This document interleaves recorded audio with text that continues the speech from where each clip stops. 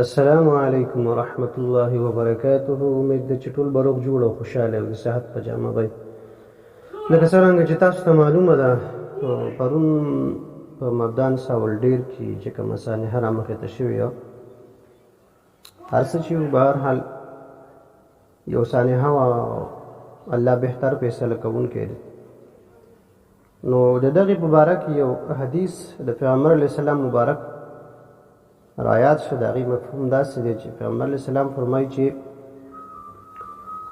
د یو انسان په تقدیر کې به الله جنتي لیکلی وي او دی به عمل د اهل نار وکوي، یعنې مطلب عبادت به نه کوي، داسې عمل به کوي چې د هغې په وجه باندې انسان جهنم ته ځي، خو لیکن د ده په تقدیر کې به الله جنتي لیکلی وي. نو اخر کې به د ده نه الله رب العزت داسې یو کار واخلي چې د هغې په وجه باندې به دی جنت ته لاړ شي.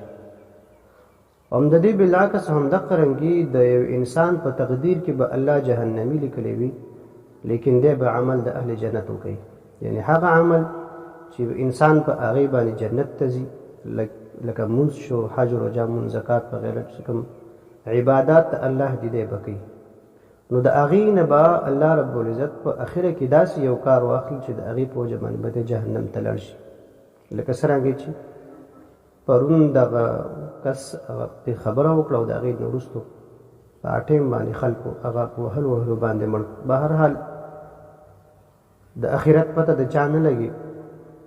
خلک څنګه اشاره وایي ظاهره ګوري، ظاهر ته چې وګوري نو شاید چې انجام به خراب وي، ځکه چې هغه کوم خبره کړې ده نو انجام به خراب وي. داسې خبره نه کول پکار. مطلب مقصد مې دا دی چې د لیډر په محبت کې دومره حده پورې تلل نه وي پکار چې هغه انسان داسې حد ته ورسوي چې مطلب هغه یو عام یو ګیري خریلي سړي له چې کوم دی هغه د پیغمبرۍ درجه ورکوي. دا دومره دغه کول پکار دی د یو لیډر سره محبت، یا د یو لیډر سره د هغې په بغض او حسد کې دومره حده پورې تلل نه دي پکار چې هغه ته د الله حدود کراس کړي. لکه څرنګې تاسو ته معلومه ده پی ټي آی ملګري چې کوم دی هغې کې بعضې داسې پوسټونه هم تاسو کتلي دي، مونږ پخپله کتلي دي چې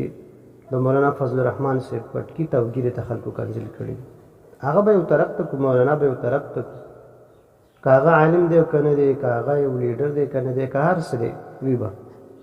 مونږ به خبره کوو په سنت د پیغمبر علیه السلام مبارک باندې چې دا پټکی د پیغمبر علیه السلام مبارک سنت دی، ګیره د پیغمبر علیه السلام مبارک سنت ده. هغې پسې خلکو داسې کنځلې کړي چې هغه زه نشم بیانولی. تاسو په خپله لیدلي دي په پوسټونو کې د خلکو ویډیوګانې مې کتلي دي. نو دا د یو انسان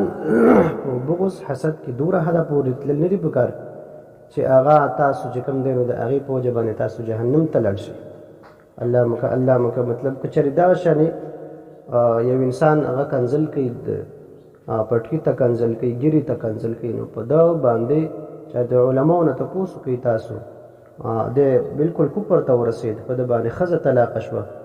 هغه دوبۍ کې دی که سعودي کې دی، هغه یو مردار غوندې هغه سواتی څه شی دی، سید باچا دی که سید ولی دی څه شی دی، د هغه یو ویډیو کې هغه د مولانا د دا سپینه ګیره داسې کوم نو په ده باندې ښځه بلکل طلاقه ده. که یو سړی ما سره په دې باندې مناظره کوي هم زه ورته تیار یم، په ده ښځه طلاقه ده که واده کړی وي، د کافر دی بل د کفر کلمه ویلې ده، مطلب دی یو قسم په دې باندې به دی چې کوم دی واپس به کلمه وایي، نکاح نوی کوي، تجدید د نکاح به کوي. نور داسې کسان ما کتلي چې هغوی د مولانا صاحب پټکي پسې داسې کنځل لیکلي چې هغې په وجه باندې په دې ښځې طلاقېږي. ما مطلب دا دی سپورټ کوئ خو تر یو حده پورې، بغض کې نه ساتل دا سخته ګناه ده. زه بېشکه د عمران خان خلاف یم، لیکن ما به د هغه پسې چېرته یو پوسټ نه وي کړی غلط نه یې ورپسې کوم، ځکه دا د تقدیر مسلې دي وي به چې څه کوي هغه د خپل ځان دی، قبر یې خپل دی، هر څه خپل دی، عمل یې خپل دی، دا د هغه خپل دی. نو په یو لیډر پسې هم مطلب د چا لیډر پسې بدموای رد بدموای سپورټ کوئ، د هر چا کوئ، څوک چې د چا سپورټ هم کوي دی، څوک نه منې کوي. جمهوریت ویم دی ته چې مطلب څوک د چا سپورټ کوي، څوک به د چا سپورټ کوي، لیکن د چا بغض حسد مه کوئ، چا سره هم بغض حسد مه ساتئ، کینه مه ساتئ، غیبت د چا مه کوئ، کېدای شي هغه الله ته ستا نه سوا نږدې وي پوه شوې نو چرم د چا غیبت د چا لیډر دغه مه کوئ سپکاوی مه کوئ نو ستاسو د لیډر به هم څوک سپکاوی نه کوي ما ډېر پی ټي آی ملګري داسې لیدلي چې هغوی داسې حد تر کراس کړی دی چې د هغې په وجه باندې الله اکبر خدای خبر که دی مطلب چېرته دی هغه جنت بوی مطلب دی ومومي داسې حده پورې دی تلي نو د کوم لیډر په محبت کې دومره حده پورې مه ځئ چې مطلب تاسو هغه د الله حدود کراس کوئ او د بل لیډر په غیبت او په دغه کې بغض حسد کې دومره حده پورې مه ځئ چې تاسو په هغه کې د الله حدود کراس کوئ نو دې خبرو باندې اکتفا کوم او به هر حال الله دې خیر وکړي د دې لیډرانو د وجې نه چې کوم دی نو په ملک کې اړې کړې جوړېږي یو به یو راپاسېږي بل به ولي بل به بل راپاسېږي بل به ولي نو داسې کول نه دي پکار او که څوک د چا لیډر سره محبت ساتي نو هغې له داسې درجې مه ورکوئ چې مطلب هغه لکه دومره غټ سړی شي چې یو پیغمبر دغه درجې او دغه بله تاسو ورکوئ نو خفه کېږئ مه خو داسې چرم مه کوئ چې مطلب د یو لیډر په وجه باندې تاسو سبا خدای مه کړ چې کوم دی نو په آخرت کې شرمېدلي ولاړې نو په دې خبرو باندې عمل وکړئ انشاءالله زموږ او ستاسو د فایدې دپاره به راشي ډېره فایده به موږ ته تاسو ته حاصله شي کله چا زما دا خبرې خوښې شي نو تاسو دا ویډیو شیر کړئ که نو ملګري هم ترې